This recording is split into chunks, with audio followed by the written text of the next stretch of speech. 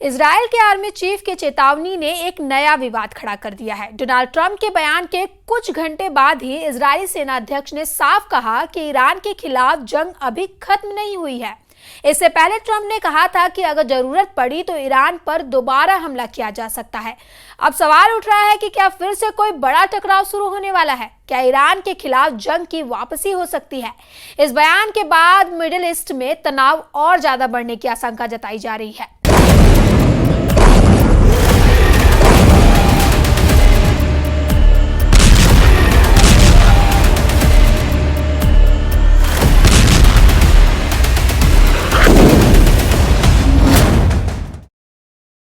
नमस्कार, आप देख रहे हैं न्यूज 18 का डिजिटल प्लेटफॉर्म और मैं हूं आपके साथ सृष्टि शर्मा। ईरान के आसमान पर एक बार फिर जंग के बादल गहराते नजर आ रहे हैं। हाल ही में इजराइल और ईरान के बीच 12 दिन तक चली भीषण जंग के बाद अब हालात फिर से विस्फोटक होते दिख रहे हैं। अमेरिकी राष्ट्रपति डोनाल्ड ट्रंप ने कुछ घंटे पहले एक बड़ा बयान देते हुए कहा कि अगर जरूरत पड़ी तो ईरान पर फिर हमला हो सकता है। ट्रंप के इस बयान के कुछ ही घंटों बाद इजराइल के चीफ ऑफ स्टाफ ने साफ शब्दों में चेतावनी दी कि ईरान के खिलाफ जंग अभी भी खत्म नहीं हुई है। इसका मतलब साफ है, इजराइल एक बार फिर सैन्य कार्रवाई के लिए पूरी तरह तैयार है और ईरान पर दूसरा हमला कभी भी हो सकता है। जानकारों का मानना है कि यह सिर्फ शब्दों की लड़ाई नहीं है, बल्कि जमीनी स्तर पर दोनों देशों की सेनाएं अलर्ट पर हैं। ईरान में इस वक्त हालात तनावपूर्ण हैं। स्थानीय मीडिया और सुरक्षा एजेंसियां लगातार सतर्क हैं। सवाल यह है कि क्या अब वाकई जंग का दूसरा चरण शुरू होने वाला है, और अगर ऐसा हुआ तो इसका असर सिर्फ ईरान और इजराइल तक नहीं बल्कि पूरे मिडिल ईस्ट क्षेत्र पर पड़ सकता है।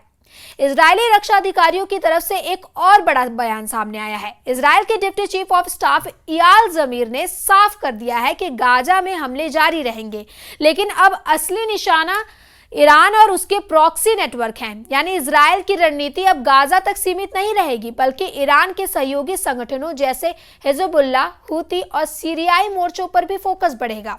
यह बयान ऐसे वक्त आया जब इन सभी फ्रंट्स पर तनाव लगातार बढ़ रहा है। מיום ליום חופש הפעולה שלנו מתרחב וחופש הפעולה של אויב מצטמצם. המערכה לא תמה. אומנם הגענו להישגים, אך עוד צפויים לנו ימים מאתגרים, ועלינו להישאר דרוכים ומלוכדים עד להשלמת המשימה. אני משוכנע שביחד אנחנו נסיים את המערכה כשידה של ישראל על העליונה. लेबनान में हिजबुल्लाह की गतिविधियां तेज हैं, यमन में हूती लड़ाके सक्रिय हैं और सीरिया में भी सैन्य हलचल तेज हो चुकी है। ऐसे में इजराइल का यह स्पष्ट संदेश आने वाले दिनों में एक और बड़े टकराव की तरफ इशारा कर रहा है। इजरायली सेना के चीफ ऑफ स्टाफ का बड़ा बयान सामने आया है, जिसमें उन्होंने साफ कहा कि गाजा में चल रहा ऑपरेशन तब तक जारी रहेगा जब तक इजराइल अपने सभी लक्ष्य हासिल नहीं कर लेता।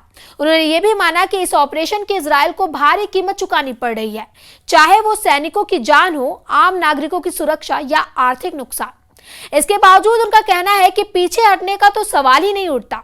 उन्होंने दो टूक कहा कि इजराइल बंधकों की सुरक्षित वापसी तक चैन से नहीं बैठेगा और हमास के सभी ठिकानों को जड़ से मिटाकर ही दम लेगा।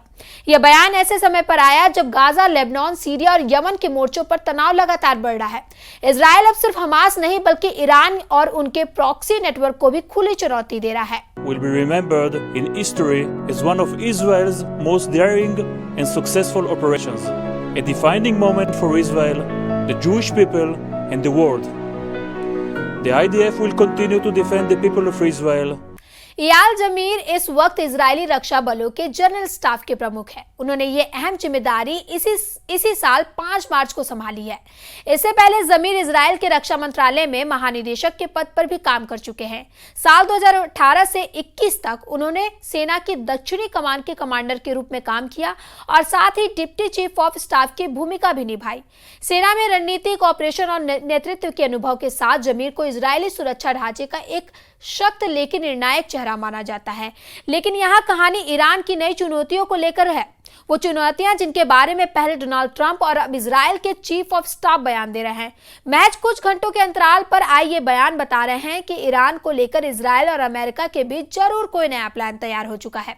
ऐसा प्लान जिसका ग्रीन सिग्नल किसी भी वक्त व्हाइट हाउस से दिया जा सकता है। अमेरिकी राष्ट्रपति डोनाल्ड ट्रंप ने उन्होंने कहा कि अगर जरूरत पड़ी तो ईरान पर हमला दोबारा होगा। आखिर ईरान के खिलाफ इजराइल और अमेरिका के तरफ से ये बयान क्यों आ रहे हैं? क्यों दोबारा पश्चिम एशिया को नई जंग की आग में झोंकने की तैयारी चल रही है? क्यों ईरान को लेकर बार बार धमकाने वाली बयानबाजी की जा रही है? इसे समझने के लिए आपको ईरान के उस जिद की क्रोनोलॉजी को समझना होगा जिस पर ईरान अड़ा हुआ है।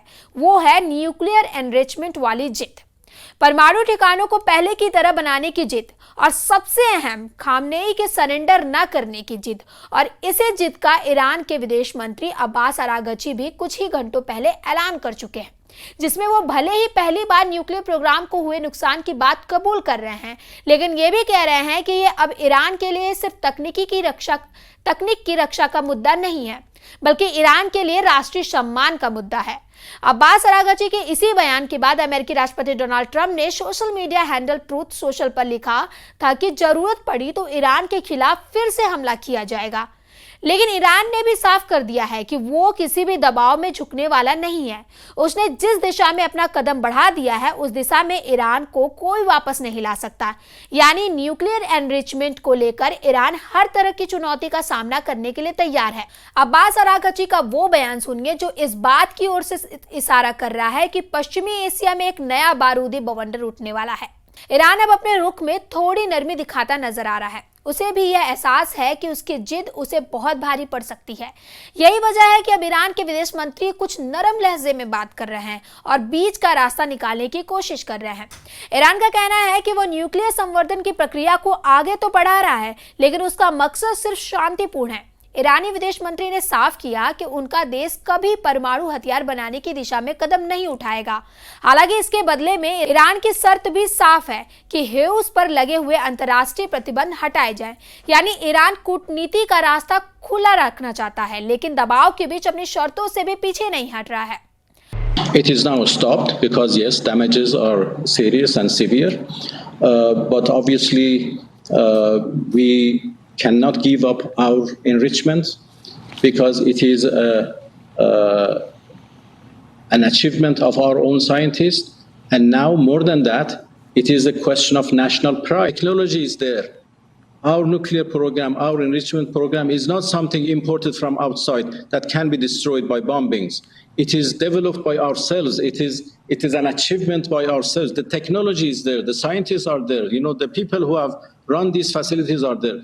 Buildings can be rebuilt, facilities can be rebuilt, machines can be, replaced because the technology is there. I think the recent attack proved that there is no military option for our nuclear program. अब सवाल यह है कि क्या America और Israel इस भरोसे पर यकीन करेंगे या फिर ईरान के इरादों को रोकने के लिए कोई बड़ा कदम उठाया जाएगा।